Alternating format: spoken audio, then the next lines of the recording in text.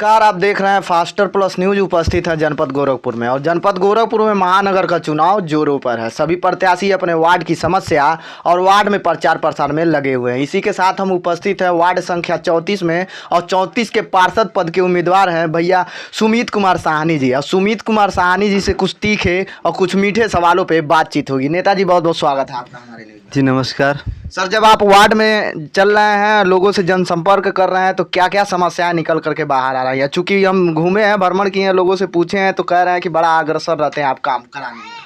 क्या समस्या आ रही है सर? जी, जनता में तो बहुत सारी समस्या है। जनता की इतनी समस्या है कि पूर्व में और जो इस समय वर्तमान में पार्षद हैं, उन लोगों ने लगभग 25 सालों से जनता के लिए कोई कार्य किया नहीं है, जिससे जनता तबाह हो चुकी है, परेशान हो चुकी है। इस बार परिवर्तन के मार्ग पर जनता चल चुकी है। आप युवा हैं, युवाओं का समर्थन कितना मिल रहा है आपके वार्ड से, जटीपुर से? देखिए, जब जनता की समस्या होगी तो युवा आक्रोश में आएंगे। जब युवा आक्रोश होंगे तो परिवर्तन के मार्ग पे चलेंगे युवा।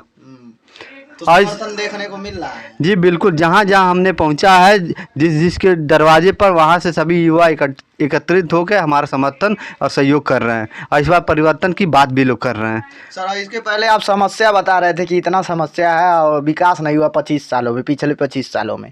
अब चुनाव आ गया तो आपको समस्या दिख रहा है, इसके पहले आपको नहीं दिख रहा था? कहीं काम हम कराए हैं, कहीं भी समस्या का कहीं आवाज़ उठाए हैं कि अब उठा रहे हैं चुनाव देख? जी, आपने बहुत अच्छा सवाल किया, इसके लिए मैं आपको बहुत बहुत धन्यवाद देता हूँ।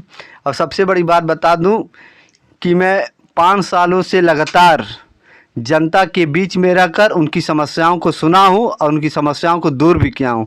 मैंने ऐसे ऐसे कार्य कर दिए हैं जो वार्ड में आज तक कभी किसी ने नहीं किया था, और मैंने इतने काम किए हैं। जनता की कोरोना काल में भी मदद किया। जब जब जनता हमें पुकारी, अपनी समस्या हमसे व्यक्त की, हमने उनकी समस्या को दूर किया है।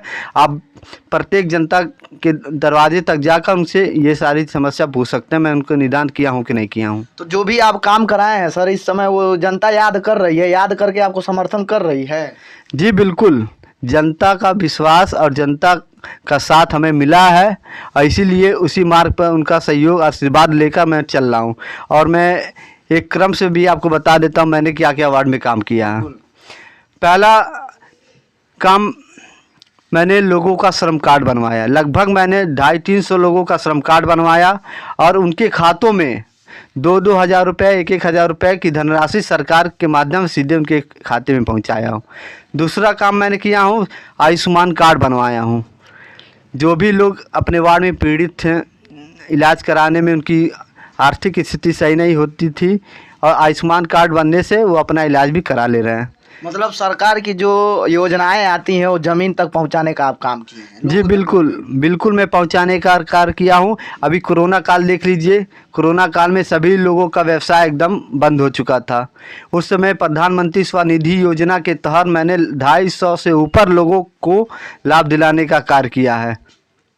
और इसी क्रम में साथ अभी कई जगह का नल खराब था, मंदिरों में जगह जगह स्थलों का नल खराब था, वहाँ मैंने आदेश करवाया नगर आयुक्त साहब से, वहाँ बात की, उन्होंने आदेश किया, तब जाके वहाँ पे नल बना।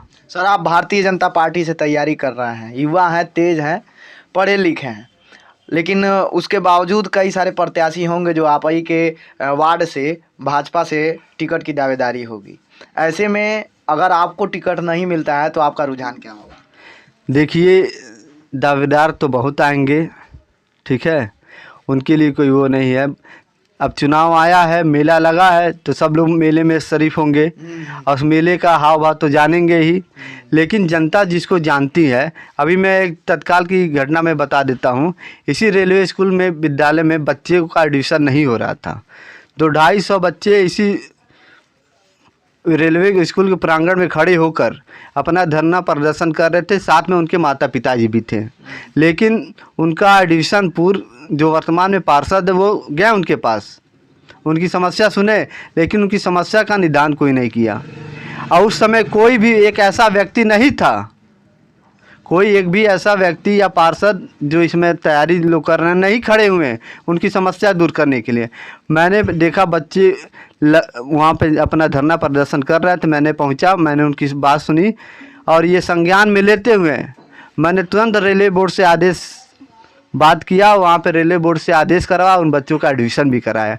अगर इतने ही लोग सक्षम थे इसमें जो उम्मीदवार बन रहे हैं तो उनकी समस्या क्यों नहीं सुने। 5 सालों से कोई किसी का चेहरा नज़र नहीं आया, लेकिन अब चुनाव आया है तो सब लोग अब जनता की सेवा करना चाहते हैं। 5 सालों में कोई भी वर्तमान में पार्षद जो प्रत्याशी बने वो पार्षद वो बता दें कि क्या वो जनता के लिए एक कदम चले हैं, क्या उनके लिए कोई समस्या सुने हैं, क्या उनका कभी निदान किए हैं। नहीं, एक कार्य जनता के लिए नहीं किए हैं। ये केवल गुमराह करने के लिए ये लोग चले आते हैं, बस चुनाव आता है तब, उसके पहले कोई दिखेगा नहीं। सर आप इतना बेधड़क बोल रहे हैं, वर्तमान पार्षद, डर और नहीं लगता है? देखिए, हम लोग भारतीय जनता पार्टी के कार्यकर्ता हैं, ठीक है। हम लोग जो बात कहेंगे सच कहेंगे और उसको जटिल तरीके से कहेंगे, और उसका पूर्ण रूप से जब मेरे पास रहेगा आधार तभी मैं उस बात को कहूँगा। मेरे पास आधार है कि वो आज अपने निधि से कार्य इस वार्ड में किए हो या कोई कार्य किए हो, किसी जनता की समस्या को सुने हो, उनका निदान किए तो कहें। लेकिन मैं बता दूँ, मैं इस जनता में पढ़ाई लिखाई कहाँ तक है? देखिए, मैं ग्रेजुएशन कर चुका हूँ। सर इतना पढ़े हुए हैं लेकिन नौकरी में ना जाकर राजनीति में क्यों आ रहे हैं? देखिए, मैं इस वार्ड में बचपन से ही रह रहा हूँ। यहाँ की हमारे पिताजी भी चुनाव लड़ते थे, ठीक है, चुनाव लड़े, और मैं देखता था कि जनता की इतनी समस्याएं थी, उनकी समस्या को दूर करने के लिए मेरे अंदर भी भाव जन्म लिया। और मैं ये एक फैसला कर चुका हूँ अपने अंदर कि इस वार्ड में परिवर्तन लाऊंगा, और इस तरीके से लाऊंगा कि जो भी प्रत्याशी बने हैं उनको समझ आए कि जीतने के बाद लोग परिवर्तन कैसे कर सकते हैं। हम भी वार्ड में चले हैं तो वार्ड की जनता कह रही है कि नौजवान युवक जो है उन समस्याओं पे ध्यान दिया है। ये सुमित भैया हैं और सुमित भैया उन समस्याओं को ध्यान दिए हैं जहाँ पे कोई नहीं खड़ा होता था, वहाँ सुमित साहनी जी खड़े होते हैं। जनता उसको याद कर रही है, याद करके भैया का समर्थन भी कर रही है। हम जनता से पूछे हैं तो जनता कह रही है कि अधिकारियों से बातचीत, अधिकारियों के सामने हमारी समस्या को आगे ला करके उस समस्या पे काम कराना। सुमित साहनी जी इसके पहले विगत वर्षों में कई सारे काम करा चुके हैं जिसको जनता याद कर रही है। जनता से क्या कहेंगे सर, जो लोग आपका समर्थन कर रहे हैं? मैं जनता से यही कहूँगा, हौसले है बुलंद, आपका विश्वास चाहिए, परिवर्तन लाने के लिए आपका साथ चाहिए। सर जनता कहती है कि चुनाव के पहले सब लोग ऐसे बतियाते हैं, जीत जाने के बाद पार्षदों का फ़ोन नहीं लगता है, आपका लगेगा ना फ़ोन? जी, 5 सालों से लगभग सभी जो भी हमारी वार्ड की जनता है फ़ोन करते आई हैं, लगते आया है, और इसके बाद भी लगेगा। पार्षद बनने के बाद? पार्षद बनने के बाद भी लगेगा। और मैं ऐसा काम कर दूंगा कि उनको फ़ोन करने की आवश्यकता नहीं रहेगी। मैं खुद इस वार्ड में एक कंप्लेन नंबर बनाऊंगा, उस पर लोग अपनी समस्या कहेंगे और उनकी समस्याओं को वहाँ सुनकर उनका निदान होने का कार्य भी किया जाएगा। सर और भी प्रत्याशी सब हैं, वो सब कह रहे हैं कि चुनाव नज़दीक आ जाने दीजिए, पैसा बांटेंगे, चुनाव जीतेंगे। आप कितना बांटेंगे? देखिए, जनता है, ठीक है, पैसे पर कोई अपना बेच नहीं देगा। जो उनका अधिकार है, अपना अधिकार लोग पैसे से नहीं बेचेंगे। जिनकी ये मानसिकता है कि मैं उनको खरीद लूँगा, वो गलतफहमी में है। जनता बिकने वाली नहीं है। वार्ड संख्या 34 की जनता इस बार बिक के वोट नहीं करेगी क्या? बिल्कुल नहीं बिकेगी, और ना कभी बिकी है।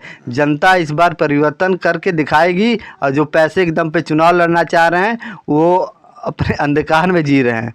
वो ऐसी कोई विकट परिस्थिति नहीं है जो सोच रहे हैं वो। अंत में हमारे चैनल के माध्यम से वार्ड संख्या 34 विश्वकर्मापुरम जटेपुर की जनता से क्या निवेदन करेंगे, क्या अपील करेंगे चुनाव को लेकर?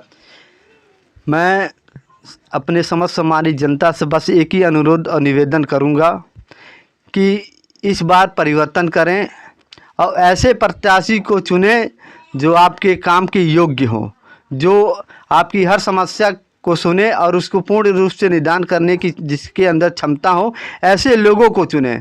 ना किसी के बहकावे में जाए, ना किसी के पहचान, जाति, बिरादर या ऐसी कोई व्यवस्था से जो लोग चल रहे हैं, जो धन देकर खिला पिला कर जो राजनीति करना चाहते हैं, ऐसे लोगों से वो दूर रहें। केवल ऐसे व्यक्ति को चुने जो योग्य हो आपकी समस्याओं को निदान करने के लिए। हम भी जनता से निवेदन कर देना चाहेंगे कि गोरखपुर की जनता, वार्ड संख्या 34 की जनता अगर जाति, मजहब और पार्टी के नाम पे वोट देगी तो वही गोरखपुर बड़े बड़े चैनलों पर चलता है कि गोरखपुर में जल जमाव है, गोरखपुर में बाढ़ आ चुका है। ये आपके एक गलत वोट का नतीजा होता है। और हम जनता को आश्वस्त कर देना चाहेंगे कि भैया ने जो भी वादा किया है कि चुनाव से पहले हम अगर पार्षद बनेंगे, भैया अगर पार्षद बनते हैं और उन मुद्दों पे काम नहीं करते हैं तो दोबारा फास्टर प्लस न्यूज आएगा, नेताजी से सवाल करेगा। नेताजी तैयार रहिएगा।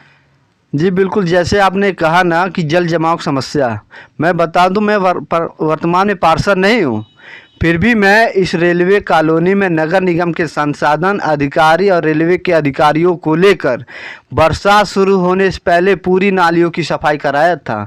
अब आप खुद ही विश्वास कर लीजिए, जो व्यक्ति बिना पार्षद रहे जो कार्य कर सकता है, जब पार्षद बनने के बाद वो कभी उसके सामने समस्या आने ही नहीं दिया जाएगा कि हमने कोई कार्य किया नहीं, और जनता कभी ये उंगली उठाएगी भी नहीं कि वो हम काम किए नहीं। तैयार रहिएगा नेताजी, पुनः दोबारा हम मिलने वाले हैं। जी बिल्कुल, और मैं अपने वार्ड में ये अपना एक निकाला हूँ कि अपने वार्ड में क्या क्या मुझे करना है।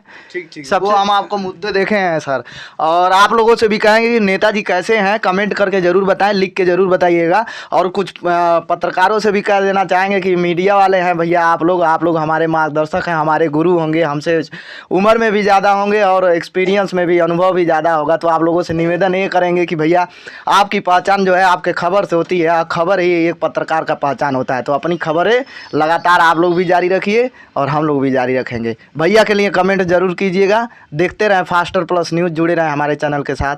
धन्यवाद।